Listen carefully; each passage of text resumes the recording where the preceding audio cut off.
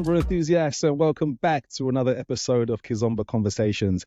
As always, I'm your host, Victor, and today we're joined by another super guest. Now, this person is a triple threat. So what I mean by that is that they're a great dancer, they're a great teacher, and they're also a club promoter on the Kizomba scene in London. So let's welcome the wonderful Adriana. Adriana, how are you? I'm very well, thank you. Welcome, and thank you for being here. Thank you for having me. No problem. I know it's been a long time in the making, and then we finally got you here. Yes, finally. Absolutely. And we're here to talk about all things Kizomba, because I know that you've been on the scene for a very, very, very long time. And obviously you run club nights in London, very good club nights as well. So we want to talk about all those things and, just your Kizomba journey, if that's all right with you. Of course. Of course. Okay. I'm here for that. Fantastic. Fantastic. So on the podcast, the way we start is we want to find out initially a bit of background about our guests. Okay. So generally outside of Kizomba, so we want to find out a bit about who you are. Okay. So your background, your history. So that's where we start. So are you able just to tell us who you are? Talk to us about your background, Adriana. Okay, so I'm originally from Brazil. I was a professional dancer. I used to perform in a professional dance company. The style of dances that I used to dance, it was contemporary, modern jazz, classical ballet. And then I kind of start going towards ballroom dance and Latin dances. Kizomba, it was one of the genres that came very late because I used to go in Brazil for a lambada club, Yeah. and there they used to play lots of zouk. As you know, zouk come from the Caribbean islands, and we have a really good connection with that style of music and dance. And then Brazilian people used to dance as lambada. And one day, this back then in 1995, I was in one of these clubs that I used to go to dance with my friends, and I saw a couple dancing in the corner together. That way of dancing that I haven't seen before. And I was like, oh my God, what is this? I love it. I didn't know what it was. This in 97. Then in 1990, no, this was in 95. And then in 97, I moved to Portugal. And then I saw lots of people dancing that way, which I saw 2 years prior. And I was like, oh, I've seen this before. And then I wanted to know what it was. And I found out Kizomba. And since then became a passion of my life. And I've been dancing Kizomba socially to the point that I used to go to clubs. And one of my best friends is from Cape Verde. And she used to take me with her to dance Kizomba in the African clubs in Portugal. And then about 1999, 2000, I opened my own dance school. And in my dance school, we offer all styles of dances, from ballroom to salsa to Argentinian tango and Kizomba. And I got in contact with this nowadays very famous Kizomba teacher, which is Pechu. Yes. So it was my first teacher because I first learned how to dancing socially, and then with Pechu, I started to give my first steps to learn how to teach, because one thing is to dance, another thing is to teach, as you know. Mm-hmm. And then with the Pechu support, I started learning as well how to teach. And yes, I carry on my career as a dancer, as a dance teacher, and Kizomba came, and when I realized, just took over. It takes over everybody, right? When it comes to this dance, absolutely. Okay, so you were a professional dancer then. Yes. So talk to us about that experience. Where did that take you? How did that go in professional? So I performed when I was in Brazil. I performed all over the country. We travel. We did musicals.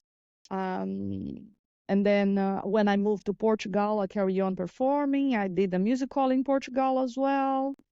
And then the dancing take me to cruising. Yes. With the cruising, I was performing to a French dance company. And we performed traveling around for the passengers. And I had the opportunity to travel all around the world. And then in 2010, I decided that I need to kind of slow down. It was when I moved to London and I decided to retire as a dancer, but continue only as a dance teacher. I see. I see. Okay, so that's kind of the influence for some of your bow parties that you have in Kizomba, I'm guessing. Yeah. We'll talk about that a bit later. Okay, that's where it all started. Okay. Yeah. So you mentioned Pechu as well. So for those that don't know, Pechu is a renowned Kizomba teacher. So you said you got in contact with him. So how did you just reach out to him, or how did you initially get that meeting going? No, because when I had my dance school, my dance partner back then, he had a background in ballroom dance. And we went to Lisbon to do our training because I was living in Porto. And we used to travel to Lisbon once a month to do our teacher's training. Ah, okay. And via people from the dancing scene, we were introduced to Pechu. And as I was already passionate about the dance, Yes. and then having contact with Pechu, and we actually brought Pechu a couple of times to Porto to do workshops to our students. And I don't know if I can say that. Please do. I know that Pechu wrote a book, and he mentioned that. Okay. He mentioned that myself and my dance partner, business partner back then, were the first people who brought him to Porto. I see. In order to give him an opportunity to teach in the north of the country as well. Fantastic, fantastic. And how was the classes with Master Pechu? The intensive training, how was it? Pechu, he's very funny. Yes. He's very energetic. He's always good fun. Is what I can say. But he takes really seriously his culture. He has a traditional performance group, and he's one of the people who really invest in spread the culture, his culture, to the world, and he does this with the distinction. I believe so. Absolutely, you definitely get that cultural influence from him. Absolutely. Yeah. Okay, so just in terms of Kizomba, then, in terms of teaching, because you do teach, but what inspired you to become a teacher? Because it's not easy to become a dance teacher. So I just want to find out that. What inspired you to be a Kizomba teacher in particular? I wouldn't say a Kizomba teacher. I would say a teacher. Okay, sure. Because as I started at a very early age as a dancer, I can tell you, I can guarantee you, not all dancers have the patience and the passion to teach. Most of dancers, professional dancers, after a while, they start a new career because a dancer is a very short career. Yes. Right? Yeah. It's like a football player. Yeah. It's like athletes. You, at some point, your body doesn't respond anymore the same way. So, and then most of the dancers change career to something different. And I like to teach since I was 18 years old. And I first teach, I thought I was 18 years old. So I always loved teaching, whatever, not only dance, not only Kizomba. I was teaching, lately at two different universities. So it's something that is in me, the passion for teaching. So, and then put together two passions, the passion for the Kizomba dance and the passion for teaching. I think it was just a perfect combination. Perfect. And you're totally right. Not everybody has the ability to teach or the skill. So it's a certain skill that you absolutely need. So, okay, great. And then how long have you been teaching for now then altogether? If I tell you that I started teaching when I was 18 and I tell you how long I've been teaching, I think everybody will find out my age, and I'm not really willing. Let's just say a long time. To reveal this. Okay, that's fine. Very well kept secret. So I can tell you I started a very long time ago. Okay. Over 20 years. Over 20 years, okay. That's fine. We can keep it at that. No, that's cool. But thank you for sharing that. Okay, all right. All right, so great. Thanks for the history then about yourself. And then we're going to dive into kind of, I think maybe where I kind of came across you first. and we're going back now some years to this club that I used to go to. Many of us used to go to in London, called Sibo's. Yeah. Do you remember Sibo's? Yeah, I do. It's in my heart. Yeah. So you started off with a club called Sibo's. Yeah. In Leytonstone, Exactly. correct? In London. And then, it's changed, it's moved now. So are you able then to talk to us about that journey from Sibo's? So firstly, creating that night, and then fast forward to where we are now with it being at O'Neill's, just a brief history of that. Yes. Okay. So I moved to this country, as I told you before, in 2010.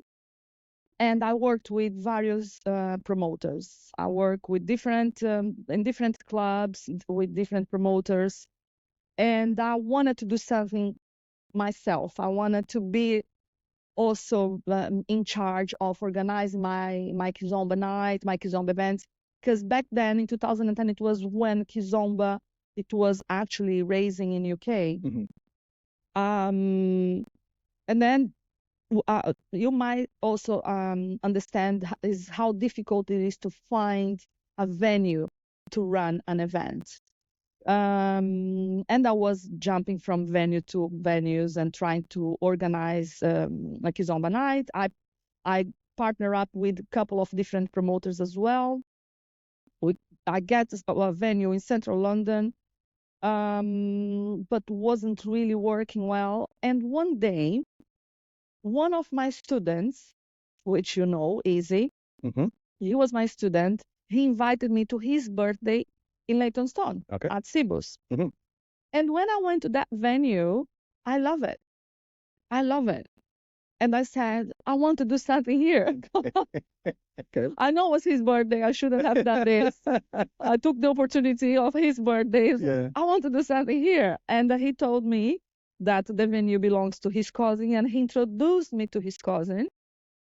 And then his cousin said, yeah. So, and I wanted to do something Sundays. I always had something with Sundays. Mm-hmm. This I can tell you, back in 1995, Mm-hmm. Sunday was my night to go dance. Okay. Because I as a dancer, I used to have rehearsals and dance lessons and classes and everything during the week. So Sunday night was my night off, and I used to go dancing. Right. So that wasn't inside me for years. In Portugal, the night that I used to go out dancing to the number one, the name of the club is number one, Mm-hmm. with my Cape Verdean friends and other friends, it was Sunday night. So Sunday is being my night. Whatever I do, I can run away from Sunday. Yeah. And then I went to his birthday. He introduced me his cousin. His cousin allowed me to do the event. I partner up with him. And then we start running Kizomba Sundays at Cibos, which initially wasn't called Kizomba Sundays. It was called Balance Matinee. Mm-hmm. The reason why it was called Balance, it was because I always been a huge fan of Sara Tavares. Mm-hmm. And back then it was that song that was very popular called Balance. Mm-hmm. And it was my song. Okay. I said, okay, let's call this event Balance. Yeah. So his birthday, it was in May. He wants to start the event in June. I was like, no, we can't start the event in June. We need at least 3 months to promote, to start to make people hear about us. Let's make some noise and everything. But in 2012, it was the Olympics. Yes. So it wasn't a good idea also to start Mm-hmm. something that would collide with the Mm-hmm. Olympics. I said, okay, we're going to start. We choose a date that would be exactly straight after the closing ceremony of the Olympics.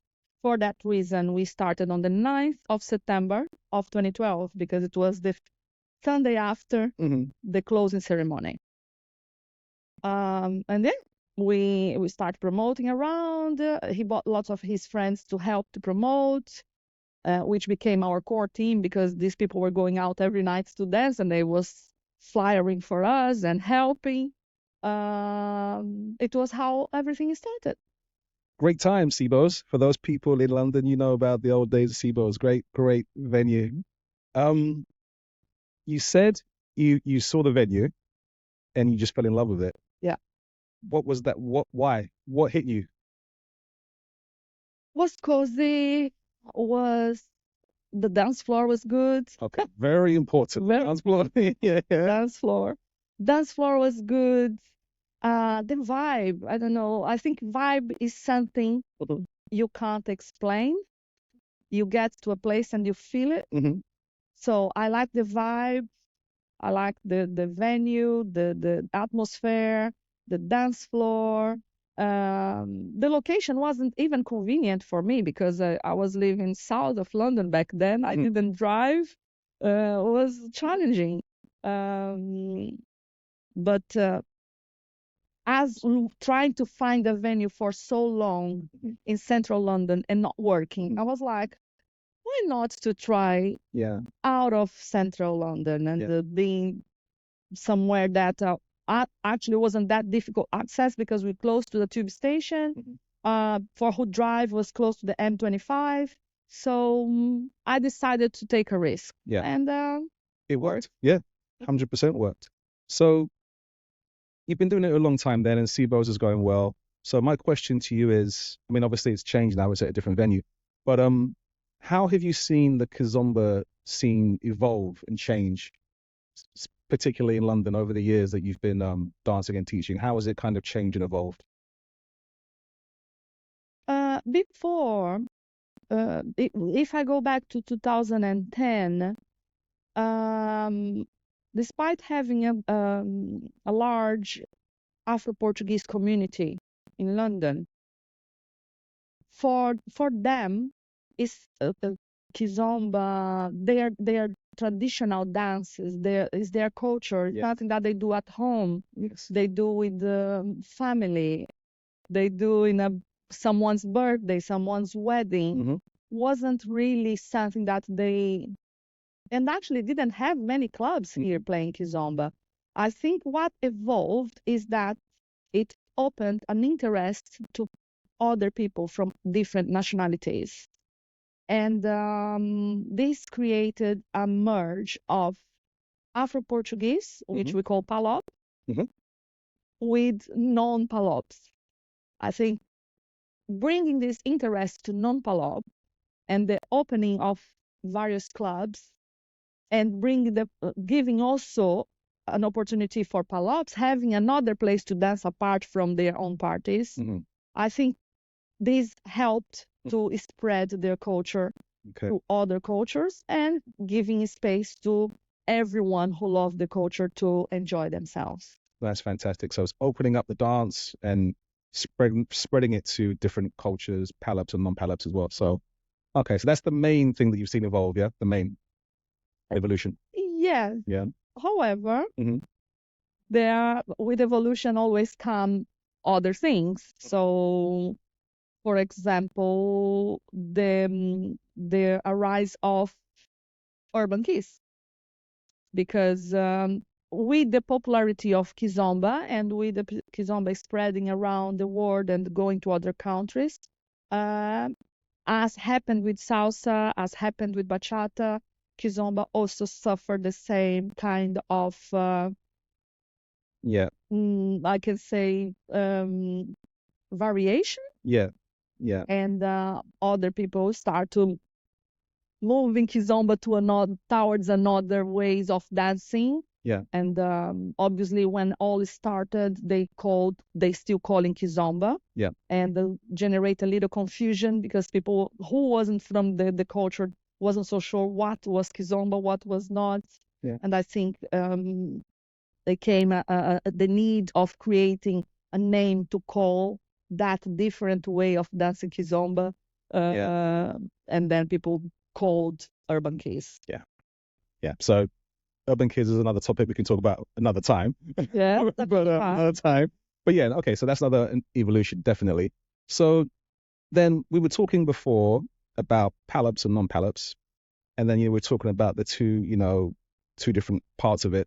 But then I'm thinking around, so with your events that you do, how do you keep it vibrant and diverse enough for the palaps to enjoy themselves? Because obviously traditional kizomba for them, isn't it? And obviously you have non-palaps, which is fine. Everybody loves kizomba. But I guess what I'm trying to find out is, is it hard to keep the two connected? Does that make sense? Yes. The thing is, if I thought only about the palop, Yep. if you go to a palop party, they play everything. Yeah. Kizomba is one of the things that they Yeah. play. Mm-hmm. They enjoy. They like to dance kizomba, but they also like to dance Brazilian music. They also like to dance house music, Afro house, Afro beats. They have a variation of styles of music that they play. So that's why I try to make sure that my event is not an exclusive palop event. And the people who come to the event who are not palop and they are just willing to enjoy the palop music. Mm-hmm. So that will be a little bit of difficult to try to make everyone happy. Yeah. But what we try to do is to create. What I tried to do it was to create a Kizomba night. And when people come to my events, they are aware that will be a Kizomba night, not a Palop night, because I want to open to everyone. I understand if I want to do a Palop event, Mm-hmm. would be a mix of music. Mm-hmm.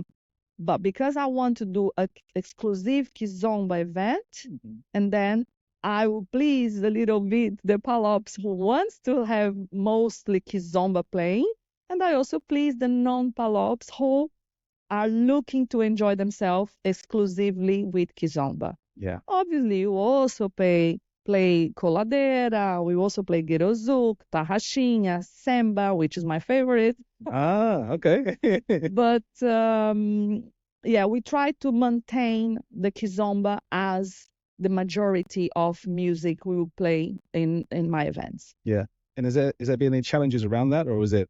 It can Yeah. be sometimes. It can be sometimes because sometimes some palops don't agree. They would like to be more mixed music. Mm-hmm. And when you play more mixed music, the non-palops who Yeah. came just for kizomba not so happy because they would like to have more kizomba.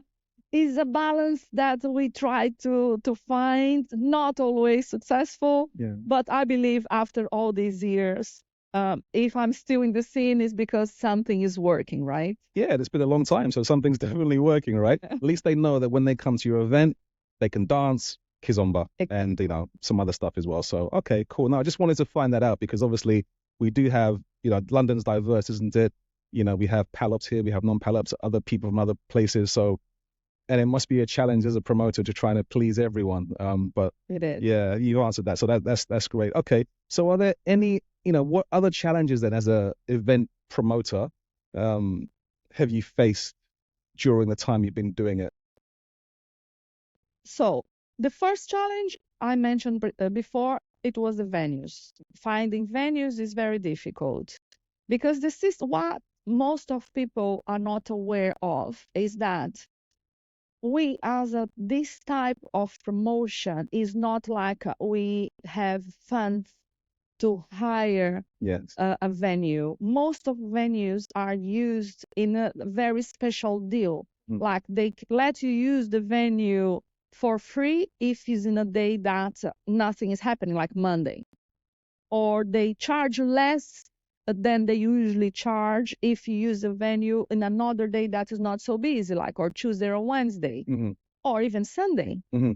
So I think, yeah, the biggest challenge is to find a venue where you can afford the deal, right? Promote is not easy. You need to be around. You need to be seen. You need to socialize. You need to go out to dance on a regular basis so people know about you, know about your events. It's not only flyering. Nowadays, the social media has a big influence on that, helps you to promote. But still, it's still very challenging and it's not something that is to everyone. We are, as much as you mentioned, we are in a very multicultural place. Mm-hmm.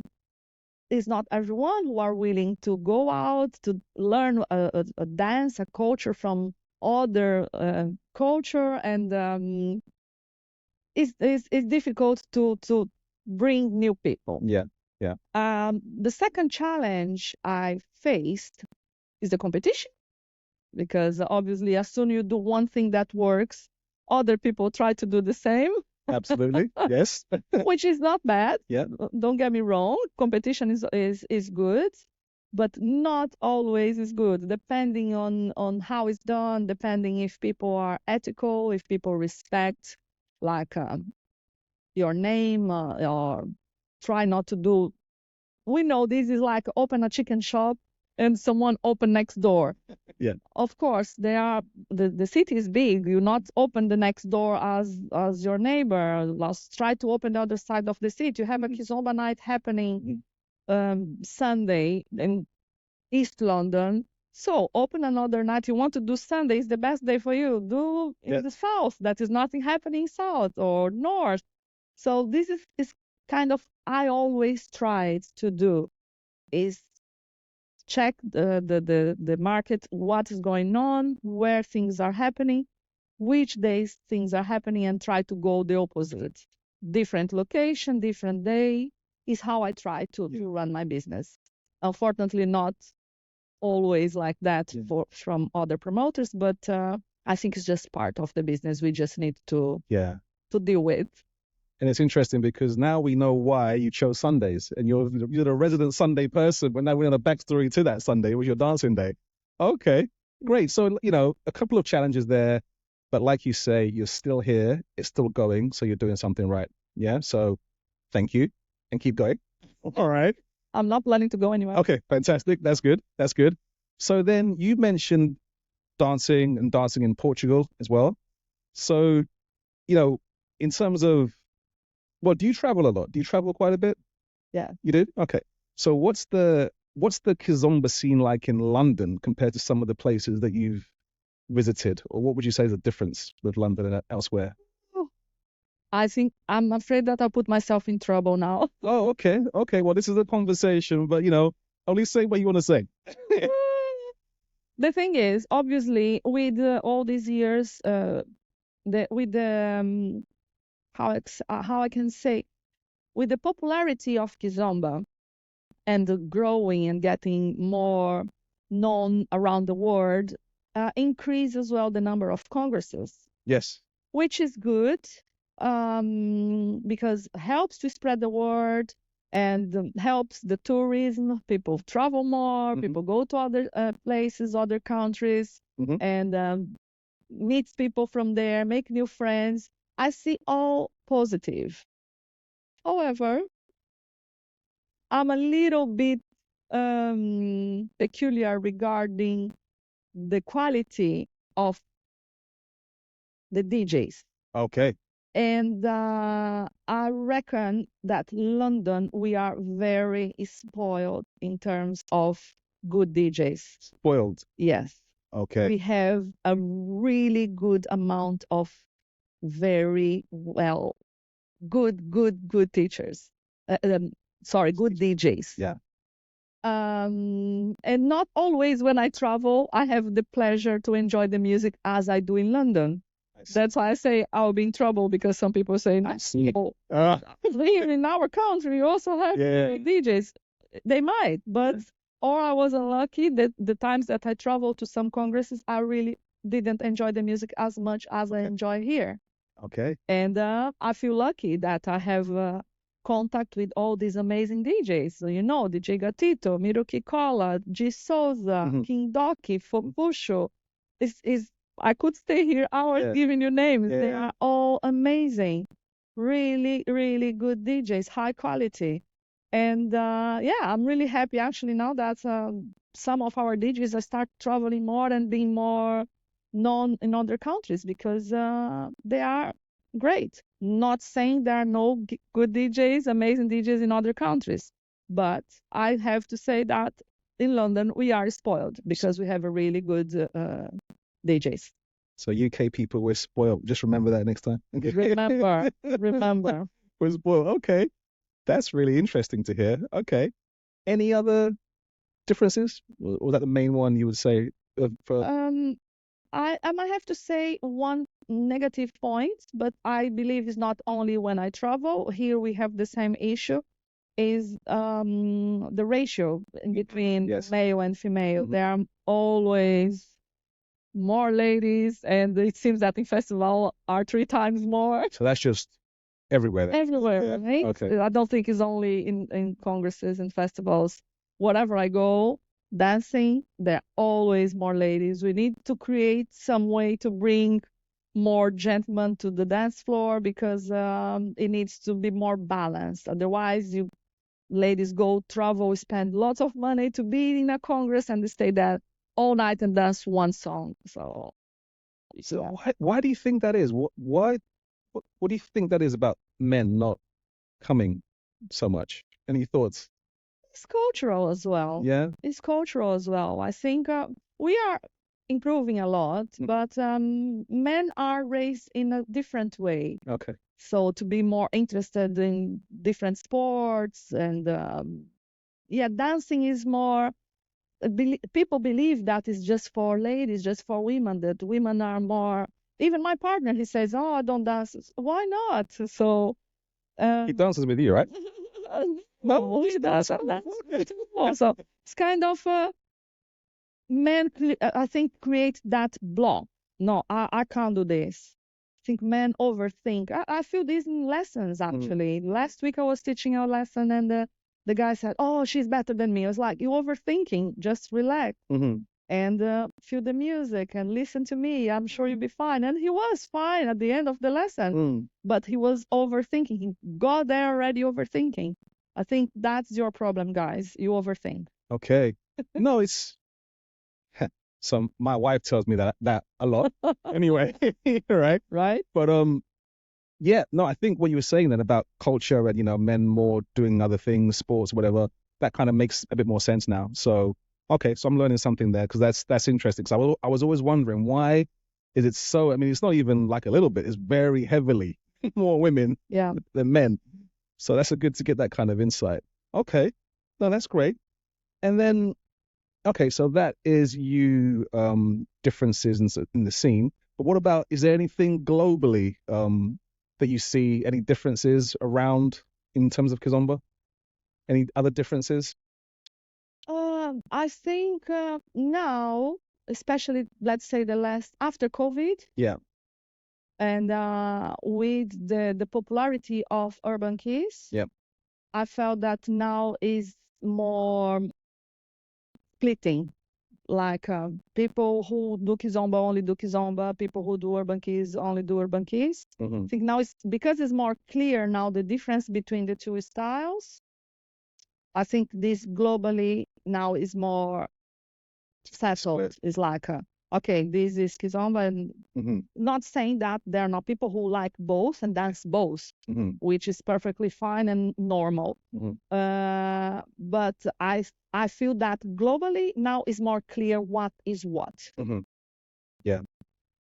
And do you stay connected to global kind of events? I stopped traveling for a while, Yeah. and I'm aware of what's going on Hmm. because as a Brazilian, I lived lots of years in Portugal, and now I'm living here, and I have friends on all these countries. So I'm aware of what is going on. Hmm. I'm just not being present Hmm. as much as I used to be before. Okay. Interesting. Spain as well. So, Spain. yeah. Yeah. So the Kizomba scene in Portugal and Spain, what are they like? Um, there is a very interesting difference between us in UK and Portugal and Spain. And I believe so not only these two countries. I believe Italy, France. I believe these countries they have this similarity. This point in common is when someone wants to dance to learn to dance, to learn about a different culture, to learn any kind of dance, partner dance specifically, they go to a dance school.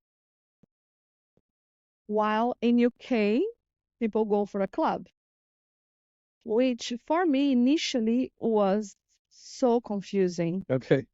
because I used to have a dance school. I used to teach in dance schools from other teachers, other promoters, other organizers, and I used to go to the school and people go pay to have a lesson, do the lesson, and leave. And then obviously we have parties, and then people go to dance in the parties. But the main learning would be in a dance school.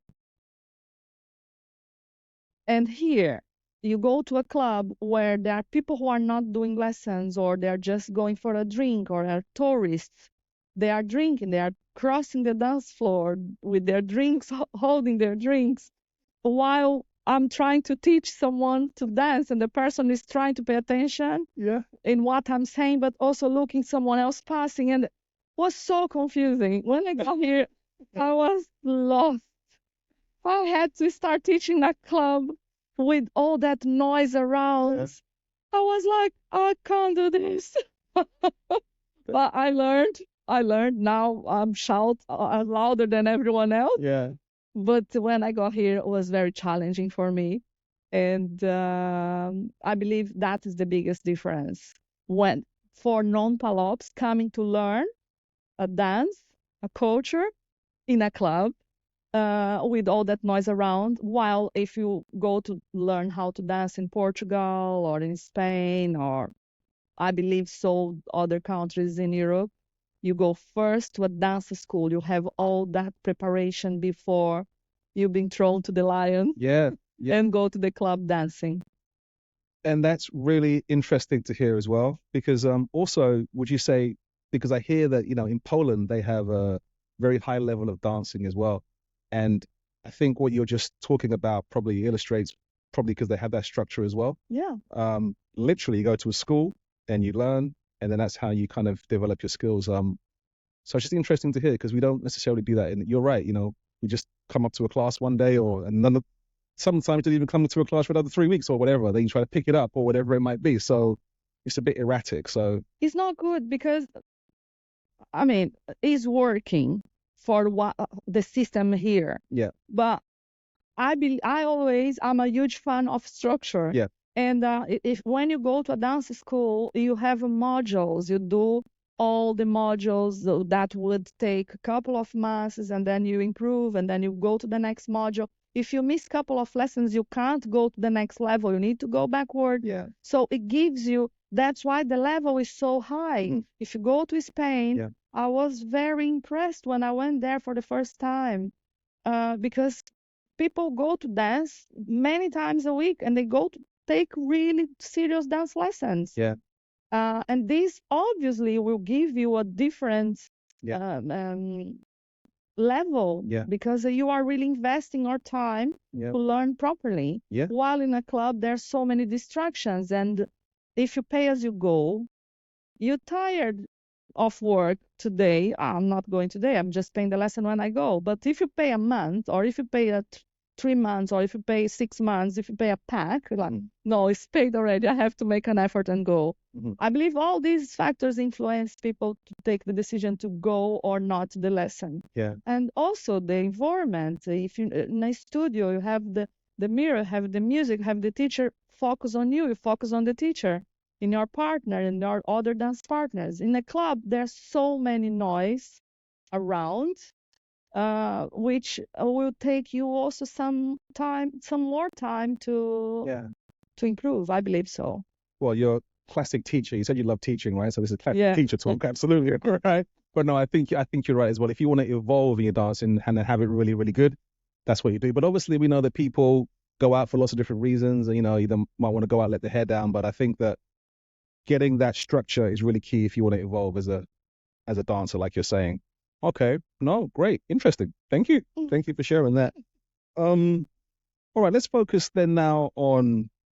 Go back to what we were talking about before, and that's your night, which was Sibo's, and which is now O'Neill's on a Sunday. Okay, I just want to find out. I mean, you touched on it already, but what is the secret to your success? Why has it been going for so long? What would you say? Um, my DJ, I say mine because he's not mine, but he's working with me since day one, Yeah. DJ Gatito. Hmm. He says that the secret is consistency. Hmm. Um, is what I try to do in everything I do in my life, Hmm. not only in the Kizomba. I try to be consistent, Hmm. to always pass the same message. Hmm. I want people, when they hear my name, they associate to quality, to consistency. They know what they're gonna find. Hmm. I know people have different tastes, different opinions. Some people like surprise. Some people like to go somewhere and say, "Okay, let's see what's gonna happen." Um, I am more like I like to know where I'm going. I like to know what I'm gonna find out, Mm. and I like to offer this to my clients. Yeah. So I like you to know that when you go to my event, you know what you're gonna find. Yeah. Doesn't mean that will not be some pleasant surprises in between. Yeah. But you know the quality of the music, you know the quality of the lessons, you know the quality of the space. Yeah. For me, the secret is consistency. Okay. So consistency, keep doing it, doing it, doing it. Yeah. Okay. No, great, great, great advice, DJ. Catito. Okay, cool. And then also, you are a busy individual. Yeah, because obviously you've got your day job, we're all busy, but you've got a lot going on. Plus, so you're a teacher as well. So how do you balance? What's the secret to balancing your time with the events, with work, and everything else? So, the secret for me is to prioritize. Hmm. So, it was a moment in my life that I prioritized being a dancer. I didn't have weekends. I didn't travel. I didn't have holidays because I was only focusing on that. Hmm. When I start teaching, then my focus changed a little bit, and my focus it was on preparing my lessons and doing trainings and learning more to improve and to deliver good lessons. Hmm. So that's it's how I do. I create, okay, this deserves 10% of my time, Oh, this deserve 20% of my time, this deserve the other 70% of my time. Is how I try to balance, and I prioritize. And as everything in life changes and everything move, and then you can't be static, right? yeah, So it was a moment that I prioritized my events. yeah. Nowadays, I prioritize certain stability Hmm. because working this format of work that we do as promoters in UK is very unstable. We don't have financial stability. That's why, like, for years, I didn't have a day job. Yes. For so many years, I was just a promoter and dance teacher. Hmm. Not just because it's, Yeah, yeah. it's a big deal, Yeah. but I wasn't doing anything else. Hmm. I was promoting my events. I was teaching almost 7 days a week. And I had my own events, and I was teaching for other promoters. Hmm. I didn't have the time to have a daytime job. Then, of course, you get more mature. You have other responsibilities. You get engaged. You want to buy a house. There are other things. And then I realized that this word, as much that I love it, wasn't enough to cover all fronts. Yes. And I had to have a day job, which somehow was connected with events. As you know, I'm events manager. Mm. However, now working mostly with the corporate events, Hmm. still with the foot on the Kizomba, Hmm. but with another foot organizing large scale events. Yeah. So yeah, that's why I said I prioritize and I split in percentages what I can do. So at the moment, the Kizomba is 25% of my time, and the other 75 I'm dedicating to my day job. Okay. And with all that, you get to have fun, yeah? Sometimes, as in dancing, I'm talking about. You get to I have. have to. Yeah. Because my love is still here. My love Yes. for Kizomba, my passion for Kizomba is still here. And I can't simply stop doing it. Yes. This can't happen. So for that reason, I still organizing Kizomba events. I still teaching, but not 7 nights a week anymore. Does it ever feel like a job, or do you love it too much, as in dancing, teaching? I love too much. Okay, cool. Just wanted to feel like a job. Yeah. I mean, it's always been a job Yeah. when I was doing 100% of my time. Because obviously I like to have everything over controller. So I like to have everything organized, everything right, hours in advance, and I don't do lastminute.com. Like all my books are massed in advance. So promotion, flyers, everything. Yep. Now that I'm doing less, I'm still doing it, but it's not as intense. So I believe that it make it easier for me and make feel less as a job.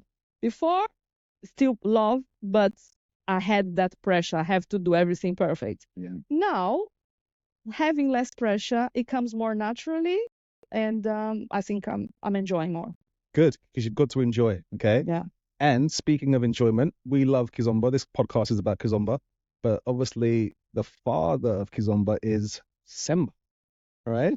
So you mentioned Semba. Yeah. So what is it about Semba that you love so much? The energy. Mm-hmm. The energy is happy, is intense. Yeah.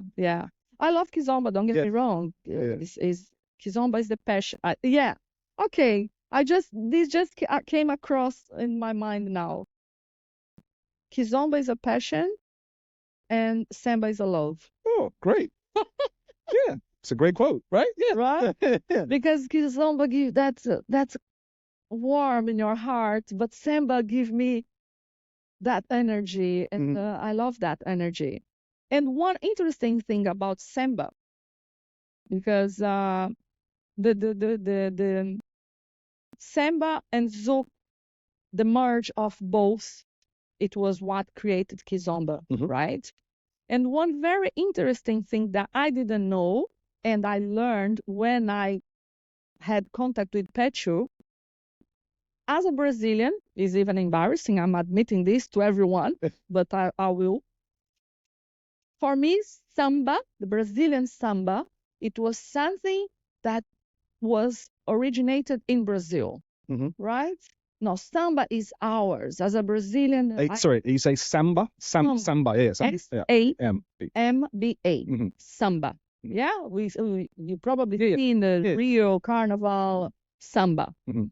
As a Brazilian, I always believed samba, it was something that came from Brazil. Of course, we were colonized by Portugal. We have African influences, but samba, no, samba is ours. That was, I believe it. Learning with Master Pechu, I understood that our samba came from samba. Okay. And I was like, oh my God. Blow my mind. I was like, really amazing, which makes me even more happy because it's like, as a Brazilian, I love our samba. Yeah. And traveling around the world, having access to other cultures and falling in love for other cultures, and realizing that one of the things that I love most about other culture simply was the influence for what I love from my own culture. It's like it's the perfect combination. And Heaven. Makes me so happy. Yeah, heaven. So that's a great story. Yeah. So Semba's you. Yeah. Okay. Excellent. So, then I just want to, question is, how has Kizomba impacted your life? Oh, that's a very difficult question because it was something that took over so naturally that it became part of me. For example, when I was cruising, you are years at sea. You don't have much access to the all this normal life, driving, go to cinema, go out with your friends. Yeah. So you kind of get inside a box and you live that way for so long. And back then, when I was cruising, I worked with the cruise company for 10 years, but only the last 3 years it was full time. And this full time that I cruised, and when I had my moments by myself, that I was locked in my cabin, I didn't have to deal with passengers, didn't have to deal with colleagues, I didn't have to deal with anything. The only music I could listen to, it was Kizomba. Uh-huh. So I've been very musical my whole life as a dancer. Mm-hmm. You guess so, right? But there are no other type of music that I can listen uninterruptedly without being bored. Okay. Yep.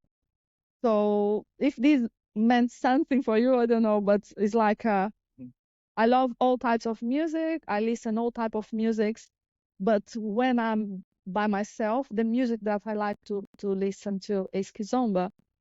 So, and this I learned, of course, when I get to know the culture more and learn more about the music and the people, and I think that is the biggest impact is to become my music. Mm. Mm. Music has a really good influence in everything I do. Mm-hmm. Everything I do has to be with music. Mm-hmm. And if I have to choose one music to listen, it will be Kizomba. Even though you love Samba. Yeah, but Samba is for the dance. Okay. Okay. You understand? Yeah. Yeah. Yeah. Samba is the love I have for Samba is because make me dance. Okay. And Kizomba, I don't need to dance to enjoy the music. Okay. If I go to a club or if I go to a festival, let's say the example, going back to what I said before, going to festivals, let's say I go to a festival, DJ Miro Kikola is playing. I know that he'll play the music I like. Hundreds of ladies, no man to dance. Okay. But the music is amazing. Yeah. I will still go home with that good feeling. Okay. Because that music make me feel that way. Yeah. No, you don't have to convince me of that. I totally get everything you're saying. 100%. 100%. Okay. Yep. We can just leave that there. Okay. That's cool. All right then. So, Adriana, thank you. This has been great. I just want to ask you, obviously you're doing great work here in London. Keep it up. And obviously you run events as your private work as well. So anybody that's thinking about going into the space in the Kizomba scene, doing an event, not that it's competition, but, if somebody wants to do this, they think, okay, yeah, you've been doing that for a long time. I've got a passion for this. What advice would you give to them, or what would you say to them before they get started? Don't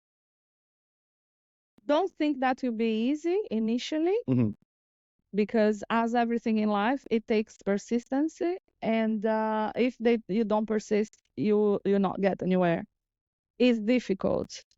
As I said during this interview, this conversation, not an interview, this conversation, it doesn't come like, okay, we just have a space, let's do it. Yeah. No, first study the market, understand the markets, study the area where you want to do your event, get a venue that offer at least a good floor, at least minimum a good dance yeah. floor, at least a good sound system. Be in contact with people who you believe will offer a good quality of music and of teaching.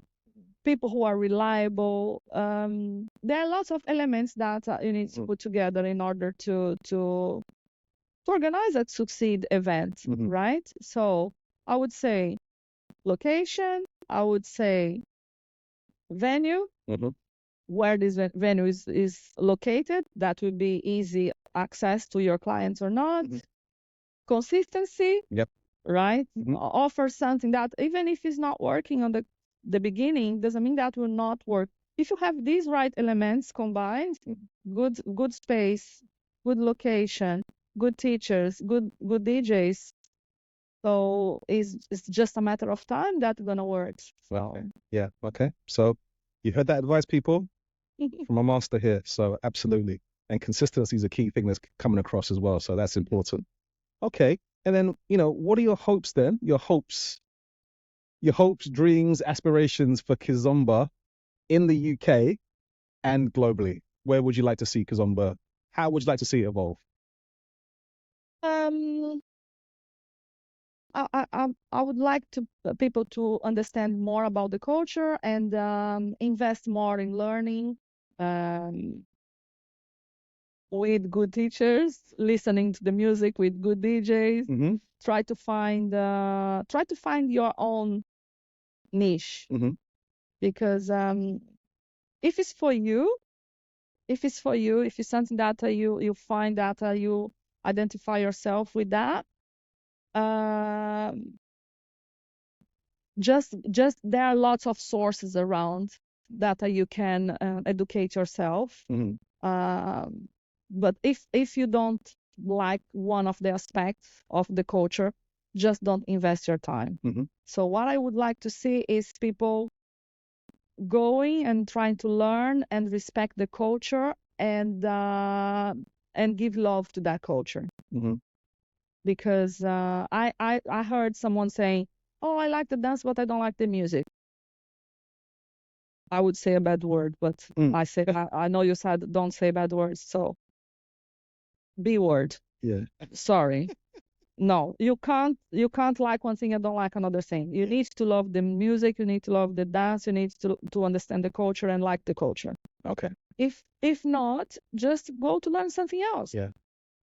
Right? This is where I would like to see people passionate about Kizomba Mm-hmm. and people doing for the love of doing, not because it's the cool thing of the moment, because the cool thing one day will be replaced by something else. Yeah. Absolutely. Okay. No, great. Absolutely. And then are there any projects or anything that's happening that you want to tell people about the future? Okay, so I don't know if lots of people know, but at the moment I'm running Kizomba Sundays at News once a month, every last Sunday. Yeah. So in parallel, there are other events that I do punctually, not on a regular basis, like the boat party, as you know. We have the bank holidays that are special parties because when I do the last Sunday, is a normal Sunday. It's a dance lesson, then club until 1 o'clock with DJ Gatito, and our regular teacher, which is Rashida, and myself.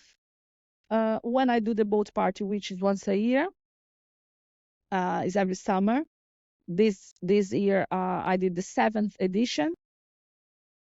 However, it was slightly different because the first 5 years I did only Kizomba, and the last 2 years I collaborate with another promoter which do Brazilian samba, Mm. Okay. Okay. and I created the concept of Brazil meets Africa. Yes. So my plan is I don't have anything that I can say yet, but my plan is to bring other cultures to meet Africa. At the moment we have Brazil meets Africa. It doesn't mean that tomorrow we don't have Jamaica meets Africa. Okay. So because as this is not my full-time job anymore, Mhm. and I like to offer special events to my clients, I find really interesting the collaboration Mhm. with other cultures. I love to learn more about other cultures, and I don't see why not to expand Brazil meets Africa to other countries, other cultures to meet Africa, and we can make a very interesting party, which we have different rooms where people can navigate between different rooms and learn a little bit about different cultures. That is my aim. So the next party coming up is our bank holiday in August. which will be Atonius as usual, DJ Gatito, DJ Kindoki, and DJ G Souza will be playing for us. As this bank holiday will be until 3 a.m., what advise people is to come early, to don't be queuing outside. As you know, bank holidays is always packed. Our anniversary is coming in September, which I already have an international teacher coming. I'm not revealing yet. I need to first work on the design, and then when I put the flyer out, everybody will know. So we have a guest DJ and a guest teacher for our anniversary. So Kizomba Sundays will be celebrating 12 years. Wow. 12. Yeah. So it's just about the length of time I think I've been dancing Kizomba. So wow. Yeah. Yeah. That's great. 28th of September, if I'm not wrong, the last Sunday of September is when we're going to be celebrating our 12th anniversary. Fantastic. Is that right? 28th of September or 29? Check. 29th, our producer just said. Okay. 29th of September. We started on the 9th, but as I'm doing a monthly event is every last Sunday, to avoid confusion with our clients, we hold to the last Sunday. So on the 29th of September, we'll be celebrating 12 years of Kizomba Sundays. And I'm really proud and really happy to have to be surrounded by such great professionals and great supporters like you. Thank you. No problem. Always there. And yeah, the client is a bless. It's a bless. I feel really grateful because I feel loved. I feel supported by people who appreciate and love the culture as much as I do. Fantastic.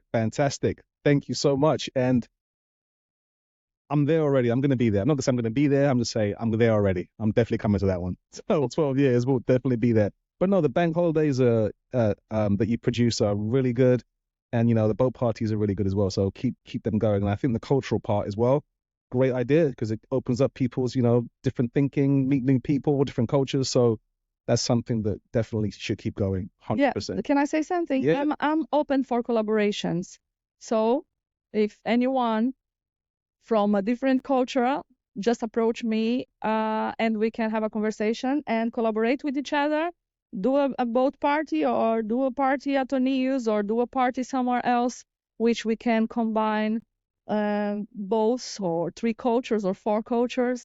I think is very good for each one's culture and also for everyone who, like me, love to learn about different cultures. So if you are watching this now and you from a different culture, which is not related to Kizomba, and you want to come together, let's do this and let's put out a new party and bring more people together. You heard it here. Let's do it. Let's just do it. Simple as that. Adriana, where can we find you? What are your socials? Tell us. Okay, so I'm on Instagram, which is Adriana Neves 1707.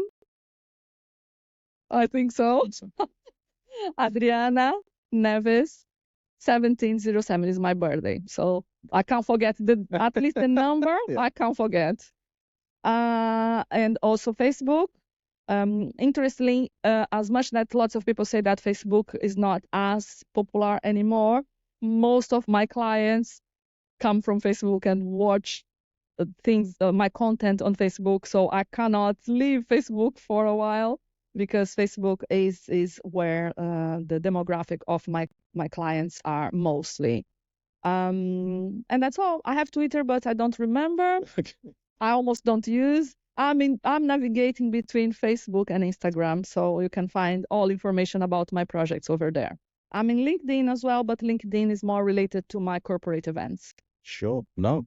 Thank you so much. Thank you very much.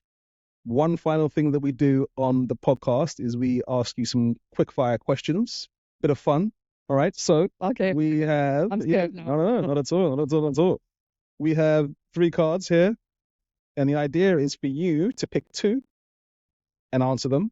And the last one is always left for me to answer. So it's just interesting to see, right? So I'm going to ask you to pick your first one and then look at it. And then, yeah, go ahead, sir. If you could have any musician or band play live at your event, who would it be and why? Tabanca Jazz. Need we say anything else? Why? I don't need to say anything else. If I just say Tabanca Jazz, is everything said? We would love to see them on a Sunday night. I would love to see that. It's a dream. It's a dream. I know they came a couple of times to UK, organized by other promoters, and I envy them because I love Tabanca Jazz, and is my favorite. I love lots of them, but Tabanca Jazz is. I have nothing to say. It's just, Okay, yeah, we can just move on with that one. Okay, cool. All right, next one. What is your ideal Kizomba location? 1, beach. 2, rooftop. 3, historic building. 4, nightclub.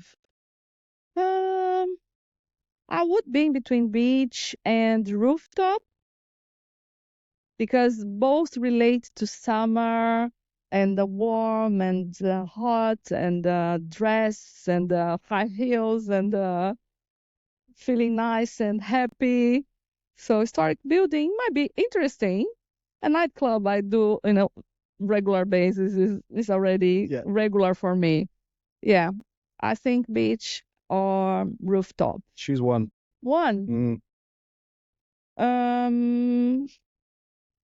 Let's say if I would do in regular basis, a rooftop. Okay. If I do one-off party, in a beach. Okay, we can have that. That's fine. Okay, no problem. No problem. Now, I don't even have to read this card because I know what it is. Oh my! The funny thing is that it's more suited for you. However, I'm going to answer it. However, we're still going to get your take because it's more suited for you because I know what the questions are. Okay. So the question is, what is the most challenging part of organizing a Kizomba event? All right. So I'm going to play because I don't organize them, but there are 4 options. So booking the DJs, dealing with last minute cancellations, managing expectations, or finding the right venue. So I would say the most challenging part of organizing a Kizomba event, it's just what I would say, is probably finding the right venue. But that's my opinion, okay? But I'm going to give you the card, and you tell us as the master of this. Or are they very difficult, all 4? No? No, I'm with you. Yeah. Finding the right venue. Okay. Is because booking the DJs, I can't complain. I'm privileged. I already gave a good list today. Dealing with last minute cancellations happens to everyone. It happens to me already. Once I had, I flew to Brazil, and on my way back they canceled my flight. I was going back. I was supposed to arrive Sunday morning to go to teach Sunday evening, and they canceled my flight. I had to, from Brazil, find a cover, and I found it, thankfully. Yeah. Managing expectations is unpleasant. It can be unpleasant because obviously not everybody have the right approach. So, and then you're like,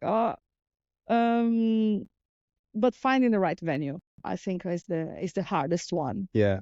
Is the hardest one. I was lucky initially with Cebus and then with O'Neill's.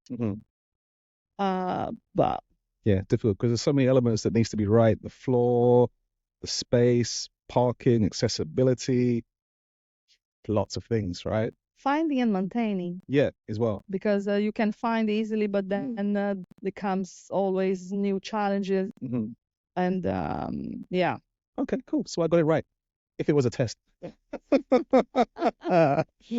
Okay. Adriana, want to say thank you. Thank you so much for coming and joining us on this episode. No problem. Hopefully, in the future, we'll get you back to talk about how things have developed down the line. Okay. So thank you very much. Thank you. And as always, everyone, just want to say thank you very, very much for joining us on this episode of Kizomba Conversations. Please let us know what you think of the episode. And as always, keep dancing, and we will see you soon. Peace.